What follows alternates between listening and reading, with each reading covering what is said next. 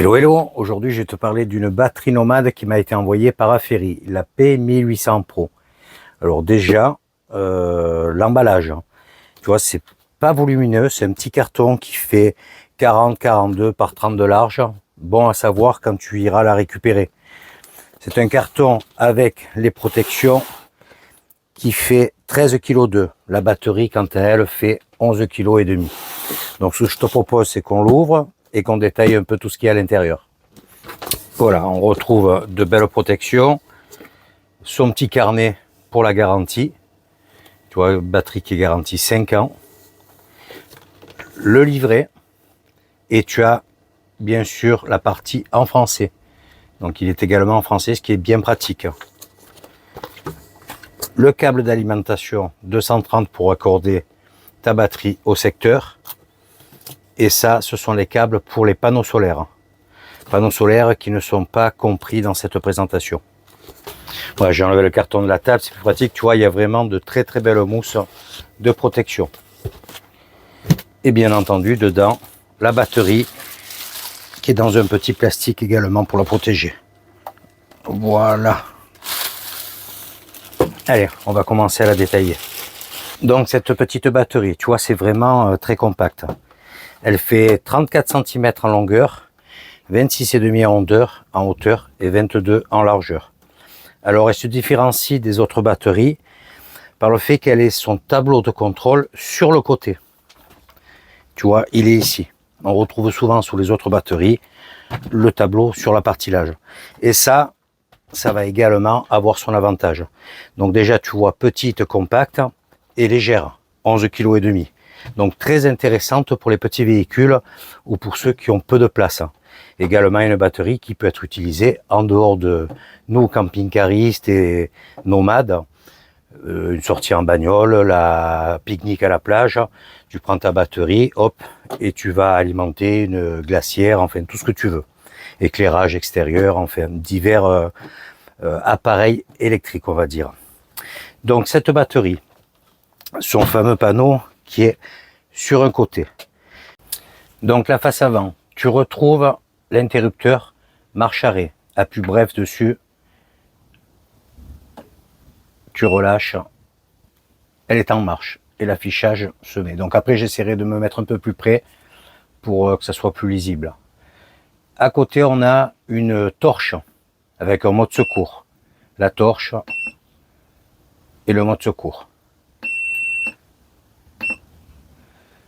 On retrouve en dessous l'alimentation des prises USB, USB-C et tu as deux autres prises, ce qui est rare, type jack. Donc tu alimentes, le symbole va s'afficher sur le tableau et tu raccorderas tes appareils. De ce côté, pareil, tu alimentes, le symbole s'affiche et tu as une alimentation type allume-cigare. Voilà, je l'arrête.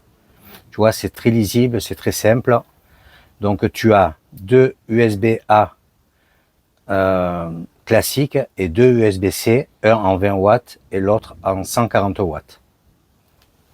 Donc je te rappelle que cette batterie fait 1024 Wh. Elle a une puissance de 1800 watts dès que tu pourras brancher, dès que tu vas brancher un appareil, donc il ne faudra pas excéder cette puissance. Et la spécificité de ce produit, c'est qu'on pourra lui additionner 4 modules, c'est-à-dire 4 batteries qui n'auront aucun affichage sur les faces, ça sera juste des blocs de soutien. Et tu pourras augmenter la puissance de tout cet ensemble jusqu'à 5000 kW, un peu plus de 5000 kW, donc ce qui paraît énorme. Mais je t'expliquerai un peu l'avantage de ce système en te présentant l'arrière du bloc. La face arrière à présent. Donc tu retrouves deux prises 230. Ici, c'est en cas de surchauffe, c'est un bouton de sécurité en fait. Ça va stopper le système. Tu retrouves cet interrupteur. Alors dessus, il y a marqué 500 watts et 1000 watts. Ça veut dire que lorsque tu vas raccorder ta batterie nomade au secteur, tu auras deux choix pour la recharge. En 1000 watts, la recharge complète te dure maxi 1 heure. Et tu pourras également basculer sur 500 watts de charge. Donc ça sera plus long mais tout dépend où tu te trouves, ça peut être plus sécuritaire. L'avantage de la recharge en 500 watts, c'est par exemple quand tu es sur une aire. Je ne sais pas ceux qui vont sur ce type de stationnement. Il arrive parfois que quand tu te raccordes au 230, en fonction de ce que tu es en train de faire dans ton camping-car, ce que tu es en train d'alimenter, si tu te fais un café, si tu as l'ordinateur en marche, tout ça, ils n'ont pas forcément un ampérage très élevé. Et donc, ça risque de sauter. Donc, si tu branches en plus ta batterie nomade sur du 1000 watts, ça va tirer énormément. Donc, tu diminues de moitié. Tu peux recharger ta batterie, ça va être un peu plus long, mais tu fais pas sauter le bloc. Donc ça, c'est un avantage. Donc la petite trappe en dessous, complètement sur la droite. L'alimentation avec ton câble 230 fourni avec pour le raccorder à ta batterie. À l'autre extrémité, ici, en jaune, tu as la prise XT60, celle-ci, spécifique au panneau solaire. Donc tu te raccordes et tu branches à ton panneau solaire. Et au milieu, voilà, c'est ce qui la différencie des autres batteries. Tu as ce raccordement qui va te permettre d'alimenter 4 autres blocs à celui-ci pour une puissance exactement de 5120 kWh. Donc tu vois, c'est énorme. Tu as vu sur les photos, ça fait des beaux petits blocs qui sont bien plus petits que la batterie nomade. Lorsque tu utiliseras ta batterie avec les panneaux solaires, il ne faudra pas avoir plus de 500 watts de panneaux solaires. Bon, c'est déjà pas mal. Moi, j'ai 200 watts et franchement, ça fonctionne très bien. Certes, tu charges moins vite, mais moins de taille en panneaux solaires, plus facile à ranger. Il faut y penser également et moins lourd. Dans un camping-car, le poids, c'est important. Et pour terminer sur la batterie, sur les deux grandes faces, sur les côtés, on retrouve des grilles de ventilation. Tu vois les ventilateurs au travers. Voilà, de chaque côté. Tu vois, c'est un petit produit vraiment sympa. Puis alors, 11 kg, c'est royal. À présent, je vais te montrer l'écran et tout ce qui est indiqué. Donc au milieu, les gros chiffres, c'est ce qui te reste en autonomie batterie, 27%. Sur la gauche, tu as les watts entrants. C'est-à-dire quand tu vas raccorder à ta batterie à du 230 ou panneau solaire. À droite, ça sera la puissance en sortie, ce que tu tires sur ta batterie. En dessous, les chiffres là, il y a marqué 52 heures. Ça veut dire que si je ne fais rien, il me restera 52 heures d'utilisation de la batterie. Tu vois, j'ai raccordé mon micro, mais je ne l'ai pas alimenté, donc ça ne tire pas dessus. Je viens de raccorder la batterie du vélo. Je n'oublie pas à l'arrière de la batterie d'alimenter les prises 230. Je raccorde et je regarde ce que ça donne. Et là, je me rends compte que ma batterie vélo tire 91 watts et qu'en restant comme ça, je n'ai plus que 2 heures d'autonomie. Je vais raccorder le petit micro, mais ça consomme pas, je ne sais même pas si ça va faire une différence. Tu vois, j'appuie, le micro s'allume.